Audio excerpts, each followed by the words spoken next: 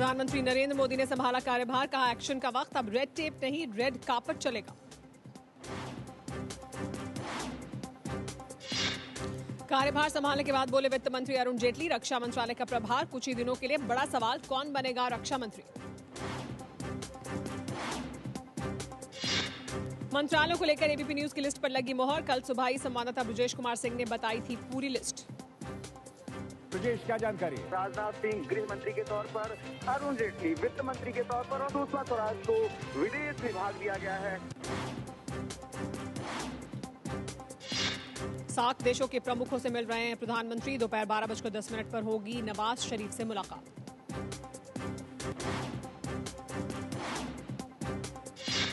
जामा मस्जिद और लाल किला देखने पहुंचे नवाज शरीफ, दोपहर 2 बजे पूर्व प्रधानमंत्री अटल बिहारी वाजपेयी से मिलेंगे। आप देख रहे हैं एबीपी न्यूज, आपको रखे आगे। ब्रजेश कुमार सिंह का रुख करना चाहेंगे। ब्रजेश, क्या जानकारी? राजनाथ सिंह गृह मंत्री के तौर पर, अरुण जेटली वित्त मंत्री के तौर पर और सुषमा स्वराज को विदेश विभाग दिया गया है। एबीपी न्यूज, आपको रखे आगे।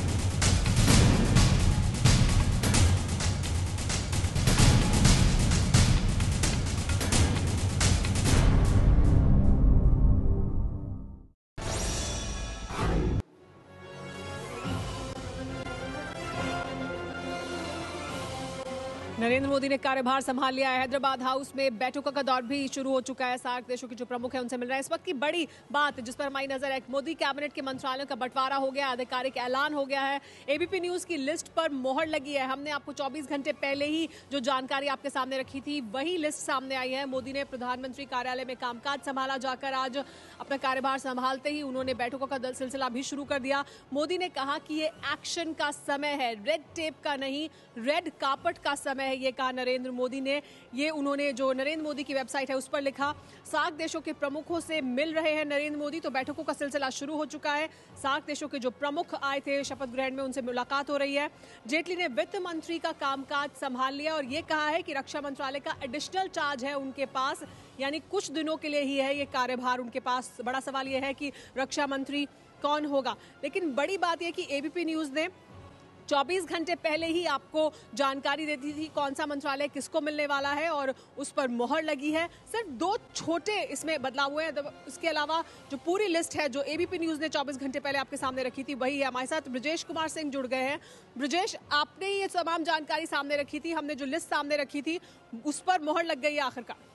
निश्चित तौर पर सुमायरा, जो हमें उच्च पदस्थ सूत्रों से जो जानकारी मिली थी और जिसके आधार पर हमने कल सुबह 11 बजे के करीब ही यह पहली बार देश के सामने रखा था कि आखिर जो कैबिनेट कमेटी ऑन सिक्योरिटी है उसमें कौन कौन से मेंबर रहने वाले हैं। ऊहापोह की हालत बनी हुई थी कि क्या सुषमा स्वराज को विदेश मंत्रालय जैसा महत्वपूर्ण मंत्रालय मिलेगा क्या, उसके बारे में भी हमने कल ही खुलासा किया था। अरुण जेटली ने आज जानकारी दी है कि रक्षा मंत्रालय का उनके पास अतिरिक्त प्रभार है, लेकिन एबीपी न्यूज ने कल ही अपने दर्शकों को ये बता दिया था कि फाइनेंस जो है उनका मेन पोर्टफोलियो है, रक्षा मंत्रालय का उनके पास अतिरिक्त चार्ज होगा। यही नहीं बल्कि बाकी तमाम मंत्रालयों के बारे में कि कौन से विभाग का कैबिनेट मंत्री कौन सा होगा, यह कल सुबह 11 बजे से लेकर 3 बजे के बीच इन सभी मंत्रालयों के बारे में हम लोगों ने जानकारी दी थी अपने दर्शकों की। और उन्हीं जानकारियों पर आज आधिकारिक तौर पर जब सुबह 9 बजे के करीब प्रेसिडेंट हाउस से कम्युनिके रिलीज हुआ तो उस पर मुहर लग गई। सुबह 8:45 बजे नरेंद्र मोदी आए, उसके बाद से जाहिर है वह कम्युनिके प्रेसिडेंट हाउस से रिलीज किया गया। और इस तरीके से हमें इस बात की खुशी है कि एबीपी न्यूज ने अपने दर्शकों को पूरे एक दिन पहले, करीब 20 से 24 घंटे पहले सभी महत्वपूर्ण मंत्रालयों के बारे में जानकारी दी थी कि आखिर कौन उनकी करेगा अगुवाई। जी ब्रजेश, और जैसे कि आप बता रहे हैं 11:30 बजे कल ही हमने बता दिया था कौन सा मंत्रालय किसे मिलने वाला है। देखिए, हमने ये खबर आपको 24 घंटे पहले दी थी। कुमार सिंह का रुख करना चाहेंगे। ब्रजेश, क्या जानकारी? राजनाथ सिंह गृह मंत्री के तौर पर, अरुण जेटली वित्त मंत्री के तौर पर और सुषमा स्वराज को विदेश विभाग दिया गया है। एबीपी न्यूज, आपको रखे आगे। तो ब्रजेश ने बिल्कुल 24 घंटे पहले सही बता दिया था रशीद। जी हाँ, उन्होंने बहुत इस बारे में उनका तारीफ़ करनी होगी कि उन्होंने बिल्कुल, जिसे हम कहते हैं ना, स्पॉट ऑन और बुल्स आई, उन्होंने बिल्कुल बहुत ही एक्यूरेटली हर चीज़ प्रेडिक्ट करी और इसके लिए उन्हें बहुत मुबारकबाद देनी चाहिए। 24 घंटे पहले पूरी लिस्ट ब्रिजेश के हाथ में थी, इसका मतलब दिबांग? हाँ, लिस्ट तो थी, लिस्ट तो कई लोगों के पास थी, पर सटीक लिस्ट मेरे ख्याल से बहुत बड़ी बात है। और ऐसे मौके पर जब इलेक्ट्रॉनिक मीडिया में इतना प्रेशर हो, जब हम करते थे 2-3 चैनल हुआ करते थे, अब तो मैं जाता हूँ तो इतने मतलब भीड़ लगी रहती है, तो उसमें आप सही जानकारी निकालना वाकई में ये काबिल तारीफ। देखिए, एक और बात ब्रजेश की काबिलियत की तारीफ होनी चाहिए। दूसरा, जो चैनल ने जो रिस्क लेके अपनी प्रतिष्ठा दांव पे लगा के बोला कि यही मंत्रालय इस मंत्रियों को दिया जा रहा है, उस साहस का भी मैं अप्रिसिएशन करूँ। यानी ये नहीं कहा गया कि हो सकते हैं, कहा गया ये होंगे।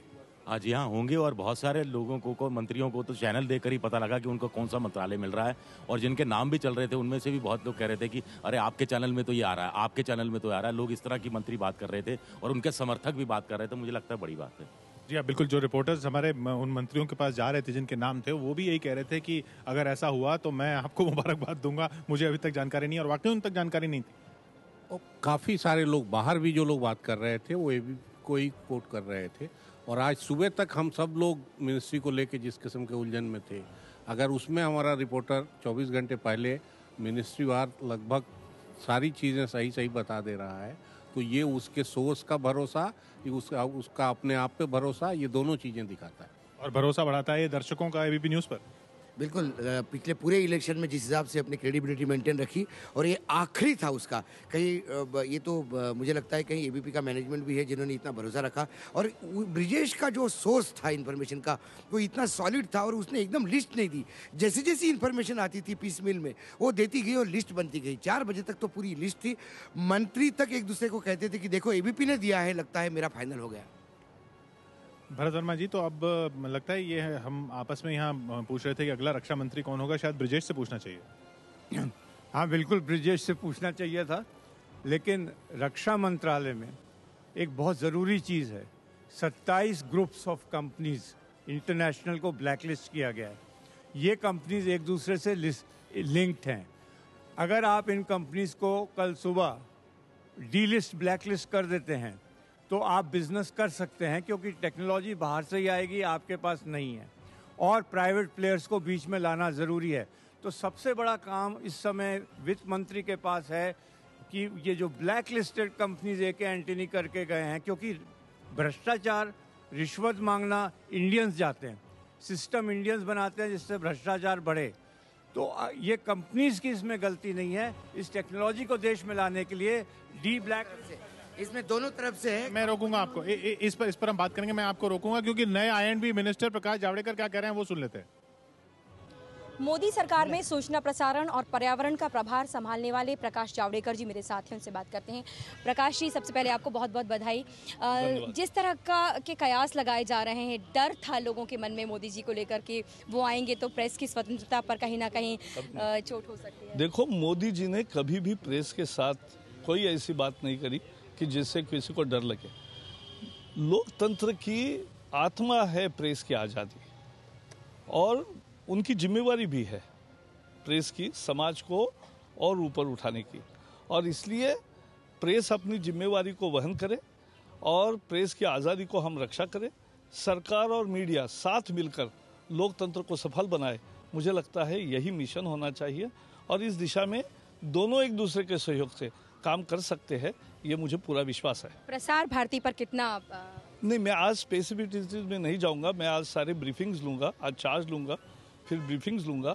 1 सप्ताह के बाद आपको नक्शा बताऊंगा। पर्यावरण मंत्रालय में किस तरह से विकास और पर्यावरण और विकास एक दूसरे के विरोधी नहीं है।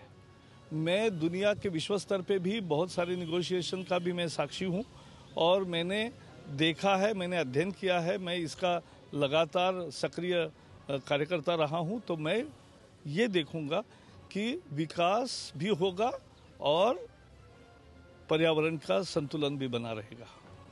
तो प्रेस की आज़ादी प्राथमिकता रहेगी और विकास और पर्यावरण दोनों की रक्षा जो है वो प्राथमिकता रहेगी। रत्ना शुक्ला आनंद, एबीपी न्यूज़, दिल्ली। बार बार नए आईएनबी मिनिस्टर प्रेस की आज़ादी की बात कहना नहीं भूल रहे हैं शेष नारायण।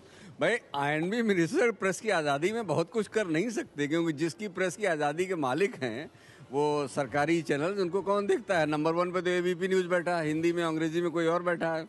रेडियो को उन लोगों ने, रेडियो में या जो ये रेडियो है गीत वाला, उसमें न्यूज़ का ब्रेक दें अगर प्रेस की आज़ादी की बात करनी है तो। आज़ादी, कंट्रोल्ड आज़ादी की बात क्यों कर रहे हैं? वो हाहाकार आज़ादी तो है जो हम चाहते हैं बोल रहे हैं, और उसमें उनकी कोशिश करके देख लें, रुकने वाले तो है नहीं।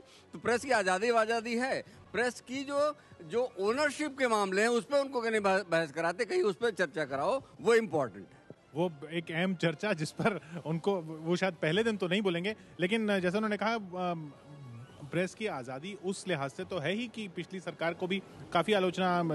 मुझे लगता है कि जो इंटरव्यू मोदी ने दिया था ABP न्यूज़ पे, उसमें उन्होंने बड़ा क्लियर कट कहा था कि जो डरते हैं तो फिर अखबार जर्नलिस्ट क्यों है, पत्रकार क्यों है? पत्रकार को निडर होना चाहिए, ये खुद मोदी चाहते हैं और वो निडरता यहाँ है।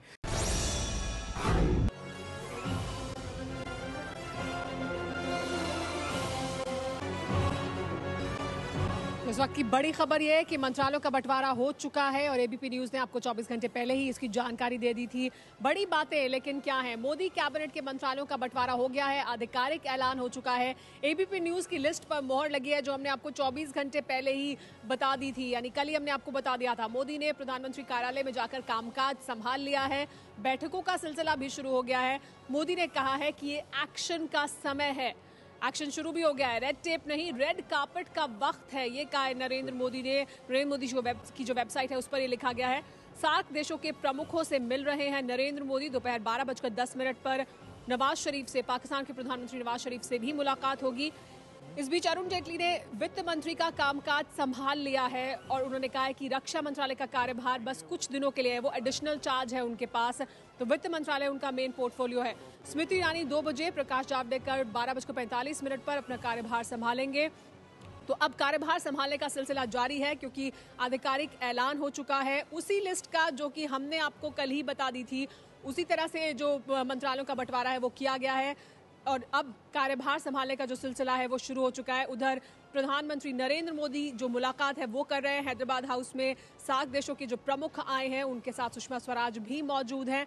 लेकिन बड़ी बात ये कि ABP न्यूज़ ने सटीक जानकारी आपको दी, जो सूची हमने आपको बताई, जो मंत्रालय हमने आपको बताए, उसी पर लगी आखिरकार आधिकारिक मोहर आज।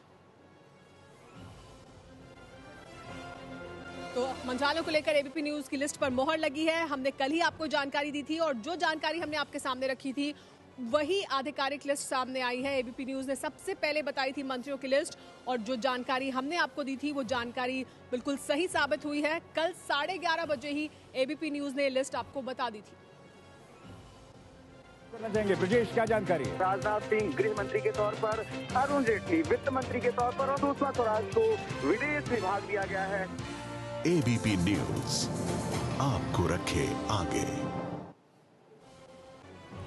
तो जो लिस्ट है वो अब सामने आ चुकी है और ये जानकारी ABP न्यूज़ कल ही सामने रख चुका था, तो सटीक साबित हुई जानकारी। मैं समझता हूँ जो भी करेस्पॉन्डेंट था जिसने भी ये किया है, ये एक बहुत बड़ा स्कूप है, उसको मिला और वो उसकी जितनी तारीफ की जाए कम है, बधाई का पात्र है। वो एक ये बहुत बड़ी खबर थी, ब्रेकिंग न्यूज़ मैं समझता हूँ, जिससे सबसे पहले ली आना, इसलिए कि जितने भी करेस्पॉन्डेंट्स थे जो कवर कर रहे थे कल का इवेंट, सभी इस कोशिश में थे, लेकिन आपको लोगों को मिल गई, ये मैं समझता हूँ बहुत अच्छा। ABP न्यूज़ के दर्शकों के सामने खुलासा कर दे रहा हूं कि रक्षा मंत्री अरुण जेटली होंगे, वित्त मंत्री के साथ रक्षा मंत्री भी होंगे अरुण जेटली, और वो इनका एडिशनल चार्ज होगा। अरुण जेटली का मुख्य प्रभार जो है वित्त मंत्री के तौर पर होगा, रक्षा मंत्रालय का उनके पास अतिरिक्त प्रभार होगा। तो मोदी कैबिनेट में 2 महत्वपूर्ण पोर्टफोलियो वो अरुण जेटली के पास रहने वाले हैं। आप देख रहे हैं ABP न्यूज़, आपको रखे आगे।